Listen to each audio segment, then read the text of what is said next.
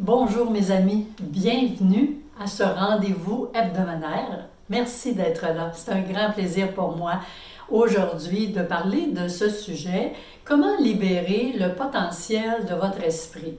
Que l'on en soit conscient ou pas, on crée. Alors, vaut mieux orienter les choses de belle façon. Et on va explorer ça un petit peu plus aujourd'hui. Parce qu'on est dans une situation où le climat est quand même porteur de beaucoup de colère, de beaucoup de réactions de toutes sortes, on pourrait dire parfois assez toxiques aussi, où les gens sont vraiment sous le stress et il est possible de changer tout ça. J'ai la chance depuis 34 ans de travailler avec des gens et je peux vous assurer qu'il y a des personnes qui sont venues et qui vivaient des situations extrêmement pénibles et qui ont réussi pas à changer ça. Et c'est difficile. C'est pour ça que c'est si important pour moi de faire ces petites vidéos pour aider tous ceux et celles qui ont envie de prêter l'oreille et de regarder si ça fait leur affaire. Est-ce que vous avez déjà senti que vous n'utilisiez pas votre plein potentiel, que votre vie, elle était répétitive? En fait, dans les neurosciences, on nous démontre qu'on fonctionne à peu près à 94-95% de façon subconsciente. Ça ne veut pas dire qu'on se promène comme des zombies dans la vie, mais ça veut dire que de par les habitudes qu'on a développées, les différentes croyances, les réactions émotionnelles, lorsqu'on vit des situations, bien, c'est comme un automatisme. La façon dont on y réagit est proportionnelle et adaptée à ce qui est enregistré dans notre subconscient. Donc, on peut penser que les gens qui ont eu une vie qui n'a pas été toujours facile, et vous savez que c'est à peu près le lot de beaucoup de monde, et qui vivent des situations qui sont malencontreuses, eh bien, leur mode de fonctionnement, les automatismes qu'ils ont, ils sont sur le garde, attention, ils pensent qu'ils sont en danger, ils pensent qu'ils sont rejetés, ils pensent toutes sortes de choses. C'est un automatisme. C'est pour ça qu'on dit souvent que le conscient, c'est un peu, si on regarde l'ordinateur, c'est un peu la souris de notre ordinateur. Donc, on la dirige vers une expérience et le subconscient, ben lui, il gère les automatismes, c'est-à-dire que c'est les programmes. Vous savez, hein, ceux qui ont un ordinateur, et quand on pèse sur un programme, ben ça part, là, cette histoire-là. Ben, à l'intérieur de soi, on est arrangé comme ça. Mais j'ai envie d'ajouter une petite couche là-dedans. Je ne veux pas vous décourager, bien au contraire. Je veux vous aider à trouver des meilleurs chemins si vous en avez envie pour améliorer votre vie, la qualité de vie, votre santé. Alors, on est en plus en réseau. Ça veut dire quoi ça? Ça veut dire qu'on est interconnecté. On est interconnecté dans le quantique, dans ces champs de possibilités, mais on est aussi connecté à tout ce qui se passe dans notre environnement.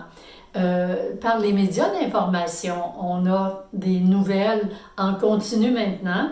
Et tout ce qui se passe en termes de guerre, de destruction, ça vient comme ajouter aux perturbations que l'on vit, sans vraiment le vouloir. Mais on se dit, mais coudonc, y a-tu une clé? Ben oui, il y a une clé. La clé, c'est la maîtrise de la pensée d'abord et du ressenti qui vient avec la pensée. Je dis que c'est une clé, c'est qu'en fait, quand pour toutes sortes de raisons, on vit des situations qui sont difficiles, eh bien, notre perception va aller dans le sens qu'on trouve que la vie est injuste, que c'est dur et tout ça. Donc, si je continue dans ce mode de fonctionnement, bien, je vais continuer à perpétuer ma vie comme je la vis. Et c'est le Dalai Lama qui disait vous êtes le maître de votre vie. Peu importe votre prison, vous en avez la clé. Et il a raison.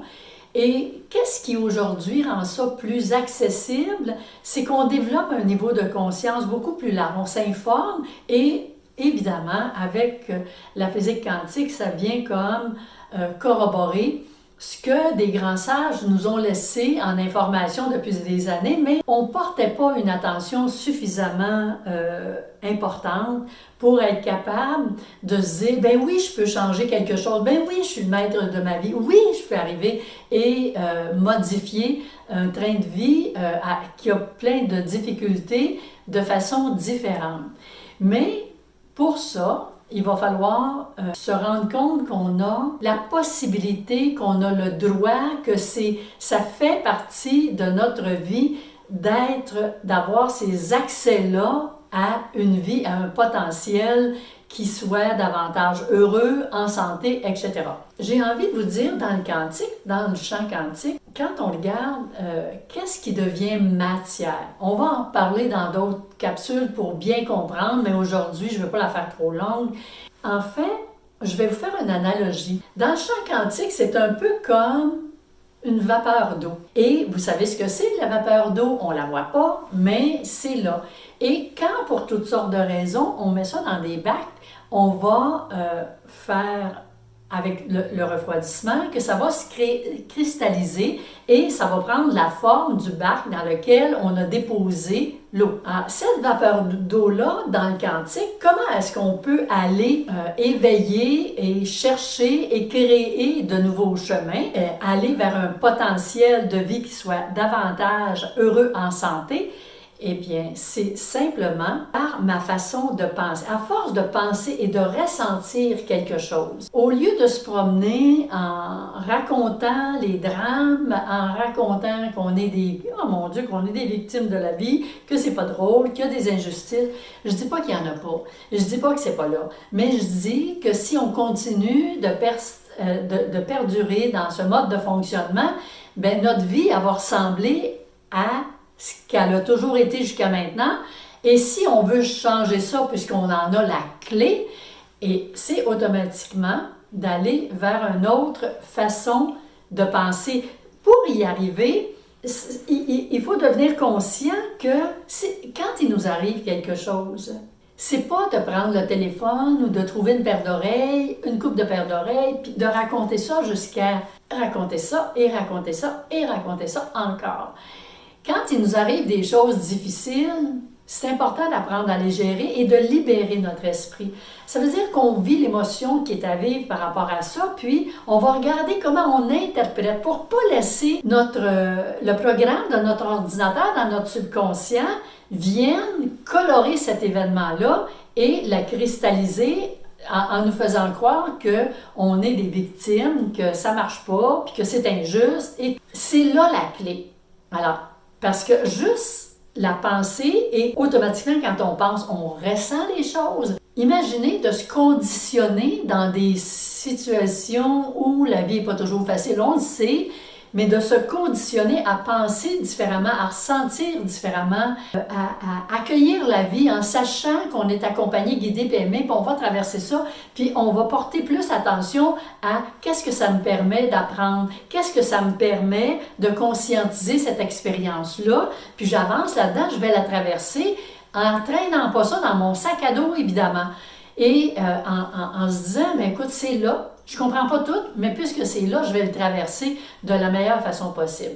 Donc, mes amis, avant de vous donner le petit exercice, je vous le dis, on a du pouvoir sur notre vie et moi, j'ai le privilège, en accompagnant des gens, de les voir se sortir de vies misérables.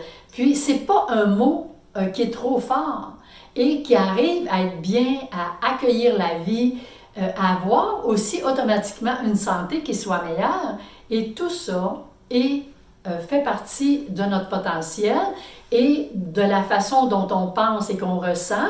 C'est un peu la façon dont je construis. Puis comme je vous dis, là, on va aller un petit peu plus dans la science là-dedans pour mieux comprendre. Mais en même temps, je ne veux pas trop alourdir. Et en autant qu'on comprend, mais je vais vous expliquer le processus parce que les humains, c'est des êtres intelligents, puis à partir du moment où on s'intéresse à quelque chose, bien, on peut justement décider d'en faire quelque chose ou pas, et c'est vraiment ce que je nous souhaite. Donc, avant de vous donner l'exercice, pour commencer à colorer votre vie, colorer la vapeur d'eau de meilleure façon pour préparer d'autres bacs, d'autres expériences qui vont venir, des expériences plus colorées, plus douces, plus agréables, je vous invite à vous abonner. Vous savez, l'algorithme de YouTube, plus on s'abonne, plus il y a de petits pouces en l'air qui disent qu'on a aimé ça, plus notre groupe va grandir, va s'agrandir, plus on a de chances que l'algorithme nous présente dans des premières capsules quand les gens cherchent un sujet. C'est comme ça que ça fonctionne. Alors, c'est à nous de voir. Et pas difficile, s'abonner, ça ne coûte rien. Vous êtes informé de la prochaine capsule qui va être mercredi prochain encore, évidemment.